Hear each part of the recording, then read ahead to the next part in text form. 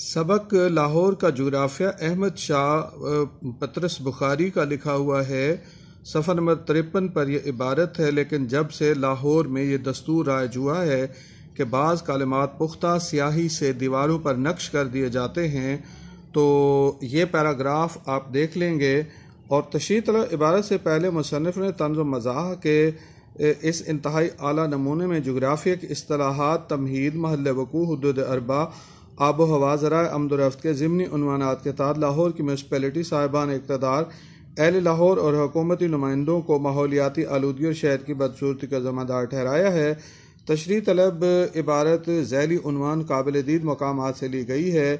تشریح طلب عبارت کے بعد صنعت و حرفت، پیداوار اور طبعی حالات کے ذیلی عنوانات تحت رسالہ سازی کی خامیاں، طلبہ کی غفلت، اہل لاہور کی خوش طبعی کا ذکر کیا گیا۔ مصنف اس طنز و مزاح کے تناظر میں لاہور کو خوبصورت دیکھنا چاہتا ہے۔ یہ تحریر مقصدیت سے لبریز ہے۔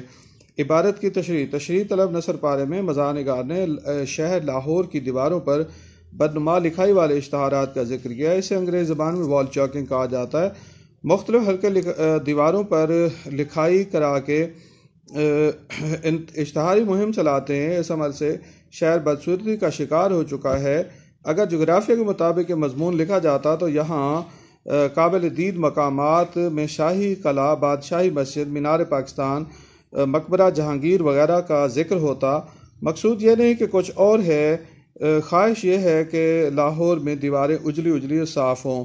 جب سے لاہور میں دستور رائج ہوا کہ بعض اشتہاری کلمات پختہ سیاہی سے خود دیواروں پر نقش کر دیے جاتے ہیں، یہ دقت بہت حد تک رفع ہو گئی ہے، دور ہو گئی ہے کہ لاہور میں دیواروں پر کاغذی اشتہارات چپکائے جاتے تھے جو سرعت سے بدلتے رہتے تھے۔ لوگوں کو انہیں پہچاننے میں بڑی دقت پیش آتی تھی۔ لوگ پختہ سیاہی والے اشتہارات سے اب اپنا پتہ بھی یاد رکھیں گے۔ کاغذ والے اشتہارات نے شہر کا حلیہ بگاڑا ہوا تو تھا ہی، جو کمی تھی وہ وال چاکنگ نے پوری کر دی۔ لاہور کا حسن ہر دو قسم اشتہارات نے برباد کر دیا ہے۔ ان دائمی اشتہاروں کی بدولت اب یہ خدشہ باقی نہیں رہا کہ کوئی شخص اپنے دوست کا مکان صرف اس لیے بھول جائے کہ پچھلی مرتبہ وہاں چارپائیوں کا اشتہار لگا ہوا تھا اور لوٹتے وقت تک اہل لاہور کو تازہ اور سستے جوتوں کی خوشخبری سنائی جا رہی ہے۔ پہلے والے اشتہار بارش، آندھی، طوفان اور دیگر عوامل کے باعث پھٹ تو جاتے تھے، مگر پختہ سیاہی سے لکھے اشتہارات کا پھٹنا مٹنا ناممکن ہے۔ ان انواع و اقسام کے مستقل اشتہارات نے بھی لاہور کی بدصورتی میں اضافہ کیا ہے۔ ان کی روک تھام متعلقہ اداروں کی ذمہ داری ہے۔ سرکاری عمارتوں کی دیواریں عموماً سرخ ہوتی ہیں، گھروں کی دیواریں سفید ہوتی ہیں۔ سکول، کالجوں اور دیگر تعلیمی اداروں کی دیواروں پر آیات، احادیث، اشعار، اقوال، تصاویر اور کارٹون وغیرہ بنائے جاتے ہیں۔ اگر یہ سب کچھ اسی طرح ہو تو شہر کا حسن دوبالا ہو جائے۔ اگر اشتہارات لکھنے بھی ہوں تو بامعنی و با مقصد پیغام رساں ہوں، جن سے تعمیری فکر پروان چڑھے، جن میں خاص پیغام ہو۔ بیہودہ قسم کے اشتہارات کا تو کوئی جواز نہیں۔ لاہور کی میونسپلٹی غافل ہے۔ اشتہار چھاپنے، لگانے اور لکھوانے والوں پر جرمانہ عائد کیا جائے تو اس عمل کی روک تھام یقینی ہے۔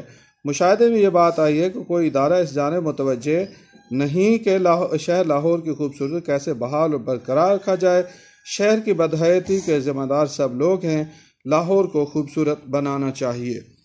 اس عبارت میں جو یہ جملہ ہے کہ اہل لاہور کو جوتے، تو یہ بڑا ہی دلچسپ ہے کہ یہ زومانہ جملہ ہے کہ اہل لاہور کو یہ خوشخبری ہو کہ وہ تازہ اور سستے جوتے ہم سے خرید سکتے ہیں، اور یہ بھی ہے کہ اہل لاہور کو جوتے لگائے جائیں کہ جو شہر کی خوبصورتی کو بگاڑ رہے ہیں اور اس کی دیواروں کا حسن ماند کر رہے ہیں، تو اہل لاہور جوتے کھانے کے مستحق ہیں۔